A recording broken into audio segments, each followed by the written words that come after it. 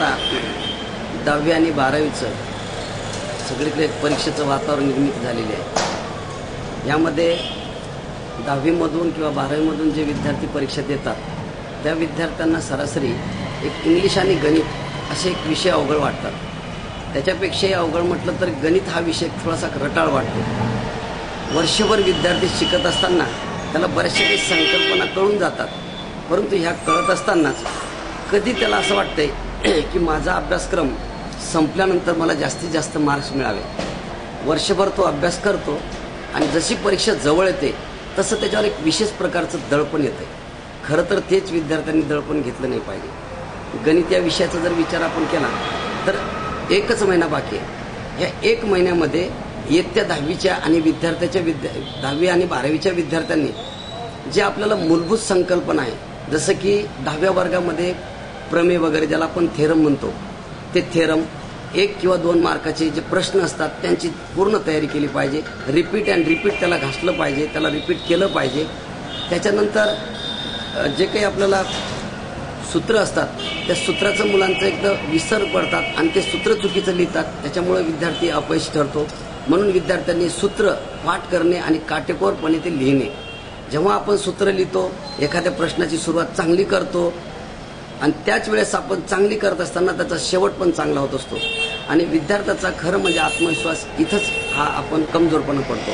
म्हणून विद्यार्थ्यांनी असा विचार कधीच करायचा नाही की माझा अभ्यास झालेला नाही। माझा अभ्यास झालेलाच आहे, पण काय बाकी आहे, या कमी वेळात मला काय करता येईल तेच खरं विद्यार्थ्यांनी पाहिलं। आणि दुसरी गोष्ट, अजूनही विद्यार्थ्याला जसे एक शैक्षणिक क्षेत्रामध्ये जे नाही ते मार्गदर्शन करतात, परंतु माझं एक मार्गदर्शन विद्यार्थ्यांना आजच्या पिरियडमध्ये आहे की सरासरी 4 ते 5 प्रश्नपत्रिका आहेत। 4 ते 5 या 2-3 वर्षात झालेल्या प्रश्नपत्रिका असतात मार्च ऑक्टोबरच्या। तर त्याच्या प्रश्नपत्रिकेचा जो सराव आहे तो जर विद्यार्थ्यांनी जास्तीत जास्त जर केला, मुद्देसूद केला, त्याच्यानंतर पेपर सोल्युशन असते। पेपर सोल्युशन म्हणजे उत्तरासह एक प्रश्नपत्रिका दिलेली असतात, त्याचं जर मुलांनी डोळ्यासमोर जर ठेवलं तर एक आदर्श उत्तरपत्रिका तयार होते।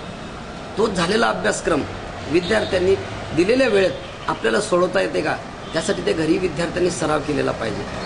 कुठल्या तरी एखाद्या मार्गदर्शकाला ते दाखवलं पाहिजे की मी लिहिलेलं हे बरोबर आहे का, आणि जे लिहिलेलं असते ते अगदी बरोबरच असते, परंतु विद्यार्थी हा कुठेतरी कमकुवत विचार करतो, निगेटिव्ह विचार करतो की मी लिहिलेलं, मी केलेला अभ्यास हे जर परीक्षेला आला नाही तर। असा अभ्यास विद्यार्थ्यांनी विचार करणे म्हणजे अपयशाला कारणीभूत ठरणे।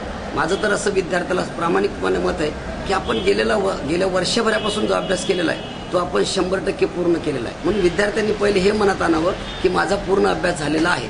फक्त एक ओव्हरलुकिंग म्हणून मागचं काही राहिलं का म्हणून फक्त मागचे पानं उकलून बघितले पाहिजेत। एक आपला टाइम टेबल ठरवला पाहिजे, कमी वेळात जास्तीत जास्त वाचन केलं पाहिजे आणि आपण जे वाचन केलं, आपण जे लिखाण करतोय परीक्षेत ते 100% सत्य आहे असं म्हणूनच त्यांनी लिहायचं। कधीही त्यांनी निगेटिव्ह विचार करायचा नाही। हा एक परीक्षेचा फंड आहे आणि विद्यार्थी जर आत्मविश्वासाने पेपर लिहिला तर 100% यशस्वी विद्यार्थी होतो। काही गणितामध्ये वस्तुनिष्ठ प्रश्न असतात एका वाक्यात, ज्याला आपण म्हणतो, पण गणितामध्ये 1 मार्काचा प्रश्न असतो, 2 मार्काचे प्रश्न असतात, 3 मार्काचे प्रश्न असतात। ते एका मार्क्सला कमीत कमी 2 स्टेप त्याचं उत्तर असावं। एक स्टेप म्हणजे प्रश्नपत्रिकेत दिलेला प्रश्न आणि दुसरी स्टेप म्हणजे आपण त्याच्यानंतरची करणारी स्टेप, अशा 2 स्टेप होतात। त्याच्यामुळे आपल्याला 1 मार्क सहज मिळतो। एका वाक्यात उत्तरे हा सरासरी वस्तुनिष्ठच प्रश्न म्हटलं तर आज सध्या बऱ्याचशा इंटरनेटमध्ये सुद्धा तसे प्रश्नपत्रिकेचं स्वरूप दिलेलं आहे, काही पेपरमध्ये सुद्धा तसं प्रश्नपत्रिकेचं स्वरूप दिलं जातंय। तर विद्यार्थ्यांनी एक शॉर्टकटमध्ये असे रोजचे 50 प्रश्न शोधायचे की ज्याचं उत्तर एकाच झटक्यात आपल्याला येते, एका वाक्यात येते आणि त्याचं उत्तर आपल्याला आलं की त्या बाकीच्या स्टेप आपल्याला सहज सोडवता येते। प्रश्नवाली तयार करायची, याचं उत्तर एका वाक्यात आपण दिलं जातं। जसं की पायथागोरसचं थेरमचं सूत्र लिहा, त्याच्यानंतर लंबवृत्त चित्तीचे पृष्ठफळाचं सूत्र लिहा किंवा लंब इष्टिका चित्तीचे घनफळाचे सूत्र लिहा। मग हे सूत्रच मुलांना माहीत नसते। तिरकस उंची कशाला म्हणतात, अशा पद्धतीचे जर विद्यार्थ्यांनी वस्तुनिष्ठ पद्धतीने जर त्याचं एक संकलन केलं आणि तेच जर वेळेवर वाचन केलं तर तो विद्यार्थी 60 पैकी किंवा जे आपल्याला दिलेला विषय मार्क्स असतात त्याच्यापैकी 50% तो सहज मिळू शकतो। आताच आपल्याला बीजगणित म्हणजे अल्जेब्रा याविषयी आपल्याला थोडक्यात सांगितलंय, अभ्यास कसा करावा। तसंच एक भूमिती हा सुद्धा एक विषय आहे, जॉमेट्री। त्या भूमितीमध्ये सगळ्यात महत्त्वाचे असतात प्रमेय। त्या प्रमेयाची व्याख्या जी असते ते मुलांना पहिले पाठांतर पाहिजे, कारण प्रश्न हा व्याख्येनुसारच येतो.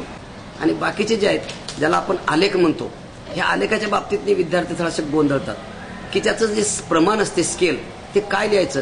कधी विद्यार्थ्यांनी आलेखमध्ये वाय अक्षावरलं प्रमाण लिहिलं पाहिजे, कारण वाय अक्षावर ही वारंवारता असते आणि एक्स अक्षावर हा त्याचा क्लास वर्ग मर्यादा असतो. दुसरी गोष्ट, परीक्षेच्या काळामध्ये बहुतांशी विद्यार्थी घरी काहीतरी साहित्य विसरतात, पेन, पेन्सिल, फोल्ड रबर किंवा एखादं हॉल तिकीट. असा जो गोंधळ होतो ते विद्यार्थ्यांनी परीक्षेच्या अगोदरच ते नियोजन केलं पाहिजे. कंपॉस पेटी, त्याच्यामध्ये कमीत कमी 2 पेन्सिल असावे, 2 चांगल्या दर्जाचे पेन असावे, हॉल तिकीट असावे, त्याचे झेरॉक्स पण असावे. असं सगळं जे साहित्य आहे ते परीक्षा हॉलमध्ये दिलं पाहिजे. भूमिती असा एक विषय किंवा विज्ञान असा एक विषय याच्यामध्ये आकृत्या काढाव्या लागतात आणि भूमितीमधल्या आकृत्या काढत असताना ह्या पेन्सिलचाच वापर करावा लागतो. जर चुकून एखाद्या विद्यार्थ्यांनी पेनाने वापर केला आणि आकृती काढली, आकृती सुंदर आहे परंतु त्याला मार्क्स दिल्या जात नाही, कारण बोर्ड पॅटर्न नवीन पॅटर्ननुसार सांगतात की आकृत्या ह्या पेन्सिलीच काढाव्या. आणि याचा सगळा एकच भाग आहे, तो म्हणजे सराव. जास्तीत जास्त सराव विद्यार्थ्यांनी करावा, त्याला जास्तीत जास्त यश मिळणार म्हणजे मिळणार.